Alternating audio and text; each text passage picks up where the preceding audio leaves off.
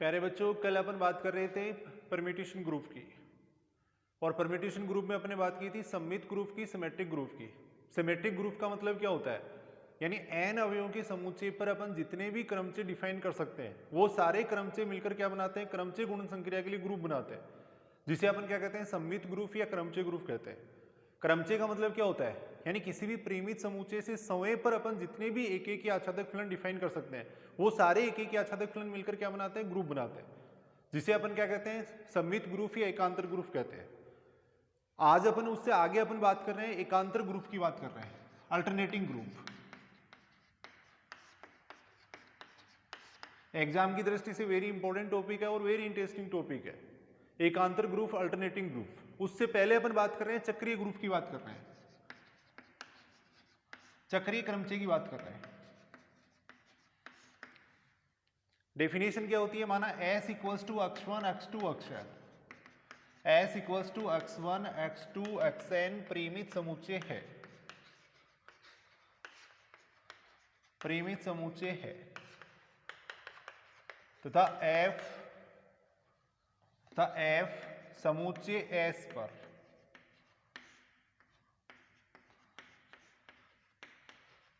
क्रमचय इस प्रकार है,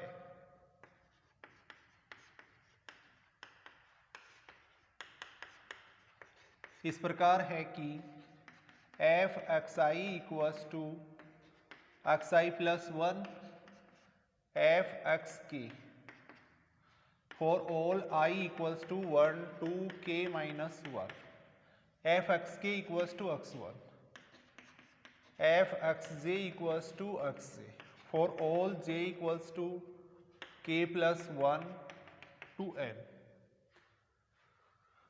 तब f k लंबाई का चक्रीय क्रमचय कहलाता है।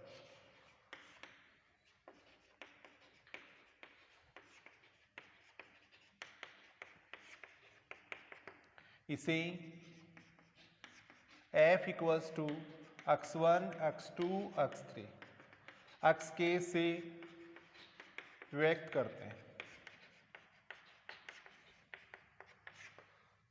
प्यारे बच्चों, s equals to x1 x2 xn एक परिमित समुच्चय है।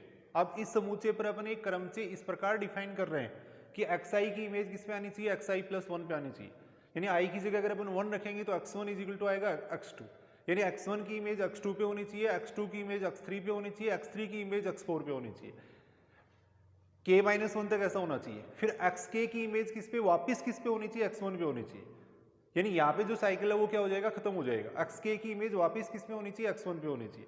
जो रिमेनिंग एलिमेंट्स है, बाकी जो अवयव है, उनकी इमेज क्या होनी चाहिए, खुद की खुद पे होनी चाहिए। ऐसा अगर कोई क्रमचय है तब उस क्रमचय को क्या कहते हैं, चक्रीय क्रमचय कहते हैं। जैसे क्रमचय को अपनी द्विपंक्ति संकेतन से व्यक्त करते हैं, वैसे ही क्रमचय को अपन क्या करते हैं, एक पंक्ति संकेतन से व्यक्त करते हैं। x1 के आगे x2 लिखा हुआ है, इसका मतलब x1 की इमेज x2 पे है, x2 के आगे x3 लिखा हुआ है, इसका मतलब x2 की इमेज x3 पे है।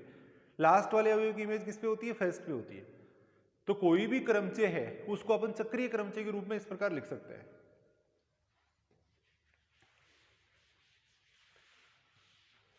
कोई भी क्रमचय उसको चक्रीय क्रमचय या चक्रीय क्रमचय के गुणनफल के रूप में लिखा जा सकता है। जैसे एग्जांपल अगर अपन देखें, मान लो कोई भी क्रमचय है,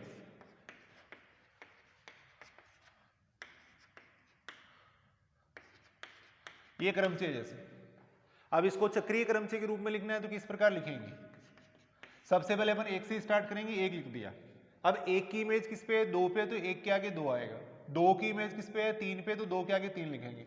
3 की इमेज किस पे, 1 पे, तो इस साइकिल को यही बंद कर देंगे। जैसे ही अवयव रिपीट होगा वो साइकिल वही बंद हो जाएगा।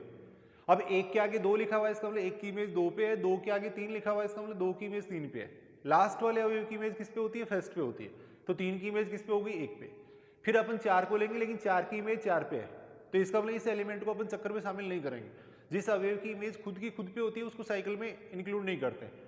फिर लेंगे 5 लेंगे, 5 की इमेज किस पे है, 6, तो 5 के आगे 6 लिख दिया। 6 की इमेज वापस किस पे आ रही है, 5 पे, तो इस साइकिल को यही बंद कर देंगे। तो यानी ये जो क्रमचय है इसको चक्रीय क्रमचय के गुणनफल के रूप में ऐसे लिखा जा सकता है। इन दोनों को गुणा करेंगे तो अपन वही आएगा। दूसरी बात अपन ये कह सकते हैं कि एक चक्रीय क्रमचय को कई तरीके से लिखा जा सकता है। अगर साइक्लिक फॉर्म में चेंज करते हुए इसको मैं अगर ऐसे लिखता हूँ, 2 3 1 लिखता हूँ, तो इसका मतलब भी वही रहेगा। इसको मैं क्या लिख सकता हूँ 6 5 भी लिख सकता हूँ, एक ही बात है भाई। यहाँ पे इसका मतलब क्या है 2 की इमेज 3 पे है, इसका मतलब ये 2 की इमेज 3 पे है, इसका मतलब है 3 की इमेज 1 पे, इसका मतलब ये है कि 3 की इमेज 1 पे है। तो एक चक्रीय क्रमचय को चक्रीय रूप में परिवर्तित करते हुए कई प्रकार से लिखा जा सकता है। उसके बाद में एक होता है पक्षांतरण, ट्रांसपोजिशन। उसके बाद में एक होता है पक्षांतरण। वह चक्रीय क्रमचय जिसकी लंबाई 2 हो, वह चक्रीय क्रमचय जिसकी लंबाई 2 हो वो क्या कहलाता है, पक्षांतरण कहलाता है। जैसे मान लो एग्जाम्पल अपन देखें, जैसे 1 2 हो गया, 3 4 हो गया, ये क्या कहलाते हैं, पक्षांतरण कहलाते हैं। कोई भी चक्रीय क्रमचय जैसे मान लो ये है f इज इक्वल टू है मान लो x1 x2 xn minus 1 xn, तो इसको अगर पक्षांतरण के रूप में लिखना है तो पक्षांतरण के रूप में कैसे लिखा जाएगा, पक्षांतरण के रूप में लिखने का तरीका होता है x1 xn लिखेंगे, x1 xn माइनस 1 लिखेंगे, चलता जाएगा x1 x2 लिखेंगे। इस तरीके से पक्षांतरण के रूप में लिख सकते हैं। जैसे ये जो क्रमचय है, चक्रीय क्रमचय है, इसको पक्षांतरण के रूप में इस प्रकार से लिख सकते हैं, x1 के साथ में xn लिखेंगे, x1 के साथ में xn माइनस 1 लिखेंगे, लास्ट में x1 के साथ में x2 लिखेंगे। तो ऐसा चक्रीय क्रमचय जिसकी लंबाई 2 होती है, लंबाई का मतलब होता है कोई भी क्रमचय के अंदर जितने अवयवों की संख्या होती है वो क्या कहलाती है, उसकी लंबाई कहलाती है। अब यहाँ पे 2 अवयव है, इसका मतलब इसकी लंबाई 2 होगी। जैसे मैं ये लिख रहा हूँ 4 5 6, तो कितने अवयव है इसके अंदर, 3 है, इसका मतलब इसकी लंबाई कितनी हो जाएगी, 3 हो जाएगी।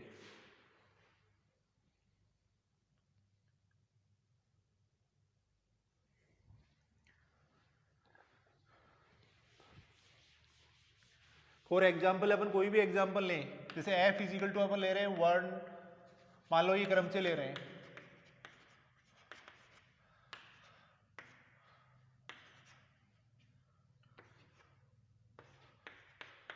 ये क्रमचय ले रहे हैं, इसको अब चक्रीय क्रमचय के रूप में कैसे लिखेंगे, सबसे पहले अपन 1 से स्टार्ट करेंगे। 1 की इमेज किस पे है, 3 पे, तो 1 के आगे 3 लिख दिया। 3 की इमेज किस पे है, 2 पे, तो 3 के आगे 2 लिख दिया। 2 की इमेज किस पे, 1 पे, तो इस साइकिल को यही बंद कर दिया। 4 की इमेज किस पे है, 4 की इमेज 4 पे, तो इसको साइकिल में शामिल नहीं करेंगे। 5 की इमेज 6 पे है, तो 5 के आगे 6 लिख दिया। 6 की इमेज वापस 5 पे, तो इस साइकिल को यही बंद कर देंगे। अब ये एक चक्रीय क्रमचय जिसकी लंबाई कितनी है, 3। ये चक्रीय क्रमचय जिसकी लंबाई कितनी है, 2। अब इसको पक्षांतरण के रूप में अगर लिखना है तो पक्षांतरण के रूप में कैसे लिखेंगे, 1 के साथ में 2 लिखेंगे, फिर 1 के साथ में 3 लिखेंगे, साथ में क्या आएगा, 5 आएगा। यानी ऐसा चक्रीय क्रमचय जिसकी लंबाई 2 होती है वो क्या कहलाता है, पक्षांतरण कहलाता है। तो ये चक्रीय क्रमचय इसकी लंबाई 3 है, इसको 2 लंबाई वाले चक्रीय क्रमचय में कन्वर्ट कर दिया, तो ये सारे क्या कहलाएंगे, पक्षांतरण कहलाएंगे।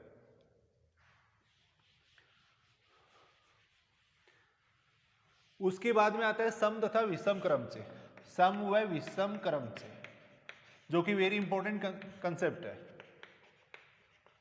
सम क्रमचय का मतलब क्या होता है, यानी ऐसा क्रमचय जिसको पक्षांतरणों के गुणनफल के रूप में लिखने पर यदि पक्षांतरणों की संख्या सम आती है तब तो वो क्या कहलाता है, सम क्रमचय कहलाता है।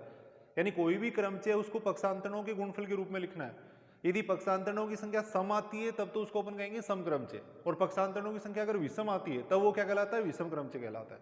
यहाँ अपन देख रहे हैं पक्षांतरणों की संख्या कितनी आ रही, 3, तो इसका मतलब ये जो क्रमचय है वो क्या हो जाएगा, विषम क्रमचय हो जाएगा। सबसे पहले अपने को क्रमचय दिया हुआ आएगा, उसको अपन लिखेंगे चक्रीय क्रमचय के रूप में, फिर उसको लिखेंगे पक्षांतरण के रूप में।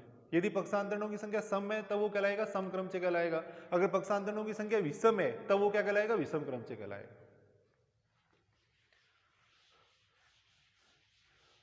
एक इंपॉर्टेंट डेफिनेशन है क्रमचय की कोटि। कोई भी क्रमचय उसकी कोटि निकालने के लिए क्या करेंगे, उसको असंयुक्त चक्रों के गुणनफल के रूप में लिखेंगे, चक्रीय क्रमचय के रूप में लिखेंगे।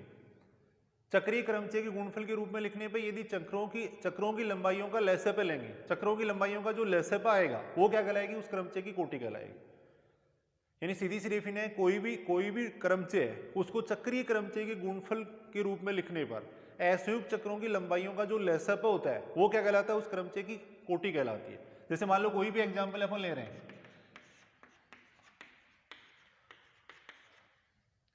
यहां है मान लो 2 1, यहां अपन ने लिख दिया जैसे मान लो 3, यहां अपन लिख रहे हैं 6 4 5 लिख रहे हैं, जैसे ये क्रमचय ले रहे हैं। देखो अब सबसे पहले इसको अपन लिखेंगे चक्रों के रूप में, चक्रीय क्रमचय की फॉर्म में लिखेंगे। तो यहां कितना आ रहा है, देखो 1 की इमेज किस पे, 2, तो 1 के आगे 2 लिख दिया। 2 की इमेज वापिस 1 पे, तो इस साइकिल को यहीं बंद कर देंगे।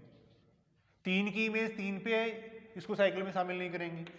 फिर लिख रहे हैं अपन 4, 4 की इमेज किस पे है 6 पे, 4 के आगे 6 लिख दिया। 6 की इमेज किस पे है 5 पे, 6 के आगे 5 लिख दिया। 5 की इमेज वापस किस पे है 4 पे, इस साइकिल को यही बंद कर दें।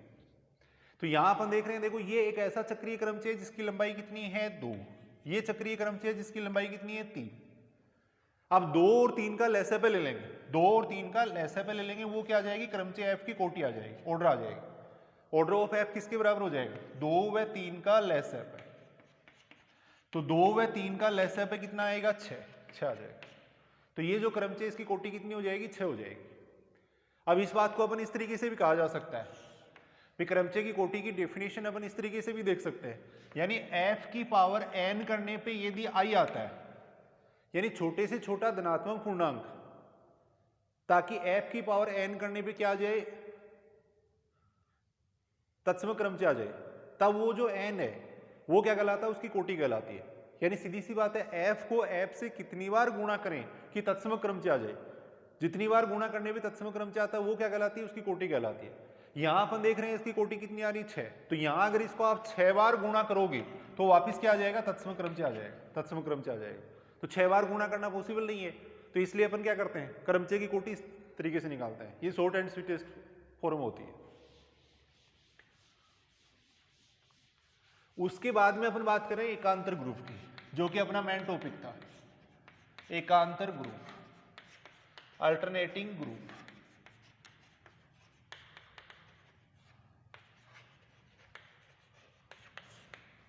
n अवयवों के समुच्चय पर n अवयवों के समुच्चय पर जितने भी अपन क्रमचय डिफाइन करते हैं उनमें से आधे क्या होते हैं समक्रमचय होते हैं, आधे विषम क्रमचय होते हैं। तो जो समक्रमचय होते हैं वो सारे मिलकर क्या करते हैं क्रमचय गुणन संक्रिया के लिए ग्रुप बनाते हैं, और ऐसे ग्रुप को अपन क्या कहते हैं एकांतर ग्रुप कहते हैं। एक बार दोबारा मैं रिपीट कर रहा हूं, n अवयवों के समुच्चय पर टोटल अपन कितने क्रमचय डिफाइन कर सकते हैं फैक्टोरियल n क्रमचय डिफाइन कर सकते हैं। उन फैक्टोरियल n में से आधे क्या होते हैं सम होते हैं, आधे क्या होते हैं विषम होते हैं। जो आधे सम क्रमचय होते हैं वो सारे मिलकर क्या बनाते हैं ग्रुप बनाते हैं, और ऐसे ग्रुप को अपन क्या कहते हैं एकांतर ग्रुप कहते हैं, जिसकी कोटि कितनी हो जाएगी फैक्टोरियल n/2 हो जाएगी। एकांतर ग्रुप को an से डिनोट किया जाता है, an से डिनोट करते हैं। समझने के लिए अपन एक एग्जांपल ले रहे हैं, s = ले लिया मैंने 1 2 3, ये एक प्रीमी समुच्चय ले लिया। अब टोटल इस पे कितने क्रमचय डिफाइन कर सकते हैं अपन, टोटल इस पे कितने क्रमचय डिफाइन कर सकते हैं फैक्टोरियल 3 यानी 6 क्रमचय डिफाइन कर सकते हैं। कौन कौन से 6 क्रमचय डिफाइन कर सकते हैं 1 2 3। तो एक तो अपन ऐसा कर सकते हैं कि एक की इमेज 1 पे डिफाइन कर दे, 2 की 2 पे कर दे, 3 की 3 पे कर दे। एक अपन ऐसा करते हैं 1 की 2 पे डिफाइन कर दें, 2 की 1 पे, 3 की 3 पे। एक अपन ऐसा कर सकते हैं 2 की इमेज 3 पे, 3 की 2 पे। एक अपन ऐसा कर सकते हैं 1 की इमेज 3 पे डिफाइन कर दें, 3 की 1 पे डिफाइन कर दें, 2 की 2 पे कर दें। एक अपन ऐसा कर सकते हैं 3 1 2 लिख सकते हैं। एक अपन ऐसा कर सकते हैं 1 2 3 है तो 2 3 1 लिख सकते हैं। यानी ये टोटल 6 क्रमचय अपन डिफाइन कर सकते हैं। जितने एक की आच्छादक फलन होते हैं वो सारे क्या कहलाते हैं क्रमचय कहलाते हैं। तो 3 अवयवों की समुच्चय में फैक्टोरियल 3 यानी टोटल 6 क्रमचय अपन डिफाइन कर सकते हैं। अब ये 6 क्रमचय तो मिलकर क्या करते हैं क्रमचय गुणन संक्रिया के लिए ग्रुप बनाते ही हैं, जिसे अपन क्या कहते हैं सममित ग्रुप कहते हैं, जो कि पहले अपन डिस्कस कर चुके हैं। आज अपन बात करें एकांतर ग्रुप की। अब इनमें से आधे क्या होंगे समक्रमचय होंगे, आधे विषम क्रमचय होंगे। ये तत्सम क्रमचय और तत्सम क्रमचय को हमेशा क्या माना जाता है समक्रमचय माना जाता है। तो एक तो ये समक्रमचय हो जाएगा, ये समक्रमचय हो गया। ये क्रमचय सम है या विषम है ये देखने के लिए अपन क्या करेंगे इसको चक्रीय क्रमचय के रूप में लिखेंगे। तो चक्रीय क्रमचय के रूप में लिखेंगे तो कितना आएगा, सबसे पहले 1 लिखा है, 1 की इमेज किस पे 2 पे, तो 1 के आगे 2 लिख दिया। 2 की इमेज वापिस 1 पे है तो इस साइकिल को यही बंद कर दिया। 3 की इमेज 3 पे है तो इसको साइकिल में शामिल नहीं करेंगे। तो यहां अपन देख रहे हैं ये जो क्रमचय है इसको चक्रीय क्रमचय के रूप में लिखेंगे तो ये आएगा, यानी केवल एक पक्षांतरण आएगा। और एक पक्षांतरण का मतलब क्या हो गया, पक्षांतरणों की संख्या 1 हो गई और पक्षांतरणों की संख्या 1 है, इसका मतलब ये क्या हो गया विषम क्रमचय हो गया। तो ये क्या है विषम क्रमचय, ये होगा विषम क्रमचय। इसी प्रकार यहाँ पे अपन देखेंगे तो ये भी विषम क्रमचय आएगा। इसको अगर अपन देखेंगे तो ये भी क्या आएगा विषम क्रमचय आएगा। इस क्रमचय की अगर अपन बात करें तो इसको अगर अपन साइक्लिक परम्यूटेशन की फॉर्म में अगर लिखते हैं तो यहाँ कितना आएगा, 1 की इमेज 3 पे है तो 1 के आगे 3 लिख दिया, 3 की इमेज किस पे है 2 पे तो 3 के आगे 2 लिख दिया, 2 की इमेज वापिस 1 पे तो इस साइकिल को यही बंद कर दिया। तो ये तो हो गया चक्रीय क्रमचय। अब इसको पक्षांतरण की फॉर्म में लिखेंगे तो कैसे लिखेंगे 1 2 फिर 1 2 आ जाएगा, फिर क्या आएगा 1 3 आ जाएगा। यानी ये जो चक्रीय क्रमचय इसको पक्षांतरण के रूप में इस तरीके से लिखा जा सकता है, 1 2 आ जाएगा, 1 3 आ जाएगा। तो यहां अगर अपन देखें तो पक्षांतरणों की संख्या क्या हो जाएगी, सम हो जाएगी, और पक्षांतरणों की संख्या सम है, तो इसका मतलब ये क्या कहलाएगा, समक्रमचय कहलाएगा। तो ये होगा समक्रमचय। इसी प्रकार अपन देख सकते हैं ये भी क्या होगा, समक्रमचय होगा। तो समक्रमचय कौन कौन से हो गए, ये समक्रमचय हो गया, और इसी प्रकार ये समक्रमचय हो गया, ये समक्रमचय हो गया। तो यहां अपन देख रहे हैं कि टोटल 6 क्रमचय थे, उनमें से 3 क्या आ रहे हैं, समक्रमचय आ रहे हैं। अब अपन ये बात कर रहे हैं कि ये तीनों समक्रमचय हैं, वो भी मिलकर क्या बनाएंगे, ग्रुप बनाएंगे। तो मैंने इनको कह दिया अल्फा 1 अल्फा 2 अल्फा 3 कह दिया। अब अपन चेक करेंगे कि ये ग्रुप बनाते हैं या नहीं बनाते हैं।